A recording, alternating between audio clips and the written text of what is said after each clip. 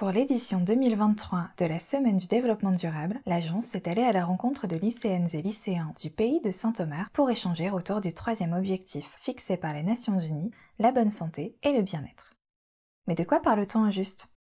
En effet, la santé est un état de complet bien-être physique, mental et social et ne consiste pas seulement en une absence de maladie ou d'infirmité. Ainsi, l'environnement dans lequel nous vivons peut contribuer à cet état. Il est déterminé par des facteurs qui peuvent influer de manière favorable ou défavorable sur notre santé. C'est ce que nous avons présenté aux élèves. Les facteurs socio-économiques, les facteurs environnementaux, les comportements individuels, le système de soins ou encore les facteurs biologiques. Les échanges entre les jeunes ont permis de définir 3 grandes approches. Les comportements individuels, l'aménagement du territoire et la cohésion sociale. Voici les idées et réflexions des élèves concernant les questions liées à l'alimentation et à l'activité physique. Pour améliorer la santé, on aurait pu faire des parcours sportifs. Pour favoriser le maintien physique. On aurait mis des bancs, des bancs de muscu. Et après, mettre en place aussi des terrains de foot, comme un city.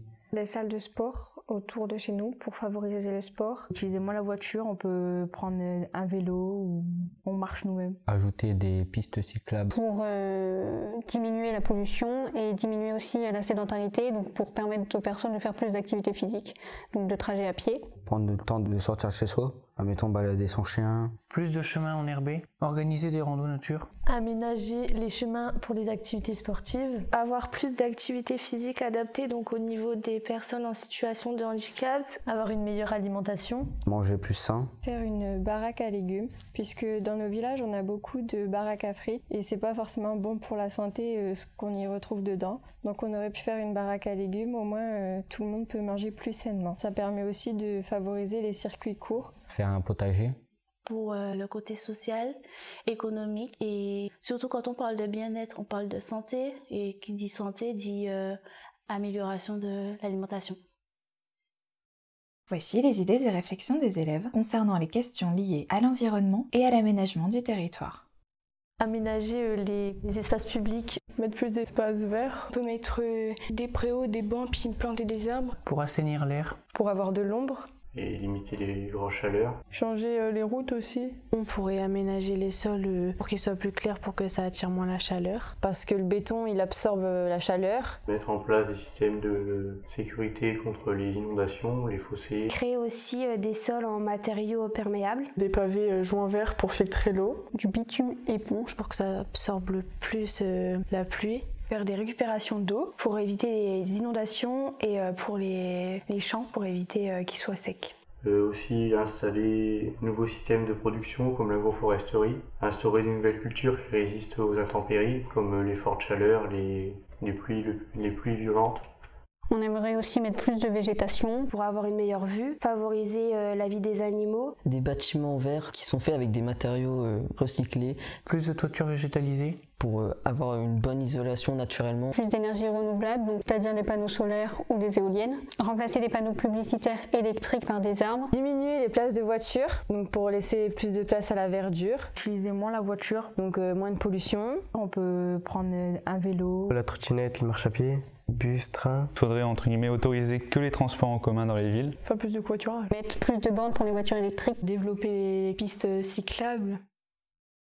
Voici les idées et réflexions des élèves concernant les questions liées au vivre ensemble et à l'aménagement des espaces publics. Alors on a eu plusieurs idées, donc on a pensé à des espaces publics de détente, des espaces partagés. Pour les enfants et puis pour les familles, gratuits et accessibles pour tous. Pour favoriser la cohésion sociale. Comme par exemple des jardins, donc jardins publics, aires de jeu, donc pour les enfants. Afin de permettre aux habitants n'ayant pas forcément d'extérieur ou d'extérieur accessible de se balader pendant l'été par exemple ou bien d'aller pratiquer une activité sportive. Ensuite, nous avions pensé au jardin commun, donc au potager commun.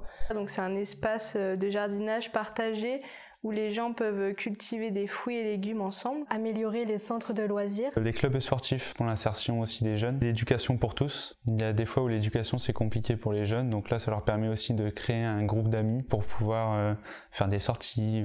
Et proposer des loisirs, des terrains et des activités. Et puis créer des associations. Les trottinettes et les vélos électriques à disposition gratuitement pour ceux qui n'auraient pas l'accès aux transports en commun facilement. Plus favoriser les transports en commun. Accessible à tout le monde. Car il y a des personnes qui n'ont pas de voiture pour aller au travail ou se faire soigner. Mettre en place des maisons de médecine, mettre pas loin de chez soi un hôpital.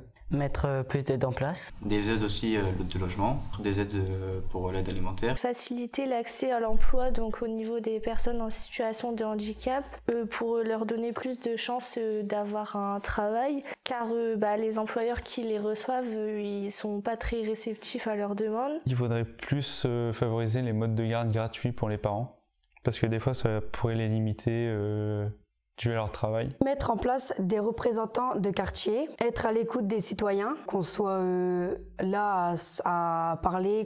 Se respecter l'un et l'autre. Respecter sur le voisinage. Et puis qu'on sorte aussi tous ensemble, qu'on fait des activités, etc. Pourquoi un projet autour de la santé ? L'agence avait le souhait de donner aux jeunes la parole sur un sujet transversal qui impacte leur quotidien afin de réfléchir ensemble aux solutions concrètes à apporter. Ces entretiens démontrent qu'il existe un urbanisme favorable à la santé. Cet enjeu autour de la santé est aujourd'hui intégré dans la conception des projets d'aménagement aux côtés d'autres défis liés au changement climatique et à la citoyenneté.